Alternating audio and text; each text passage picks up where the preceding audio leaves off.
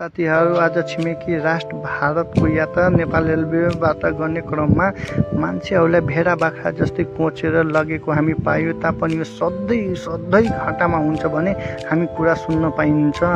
यो हाम्रो ticket checker जुन हरेक 5 जनामा 1 जनालाई मात्र टिकट चेक गरेको हामी पाएका थियौँ। त्यसमा पनि तपाईको हप्तासम्म पनि टिकट नचेक गरी मान्छेलाई लग्ने गरेको समेत पाएको हुँ। यहाँको जति कर्मचारीहरू छन् सबै राजनीतिक नियुक्तिबाट करारमा छन्। यसको विज्ञापन कहिले खुल्ने, यसलाई व्यवस्थित कहिले बनाउने भने कसैको ध्यान आकर्षण अहिलेसम्म भएको होइन।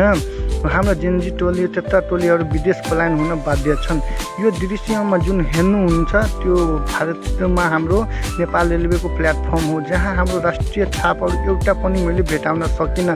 त्यसको कुरा त छोडिदिनु, तपाईँको राष्ट्रिय झन्डा समेत हामीले फेला नपारेको कारणले भारतीय झन्डालाई समेत हामी सम्मान गरेर रेकर्ड गरेका हुन्। आखिर झन्डा त झन्डै हो। यसमा जेनजी टोलीहरू त्यता हाम्रो विदेश जान्छ। यसको विज्ञापन कहिले खुल्ने, कसरी खुल्ने, यसमा कसैको ध्यान आकर्षण छैन। तर यसमा जति कर्मचारी छ सब करारमा निक्लिन्छ। त्यही भएर त हाम्रो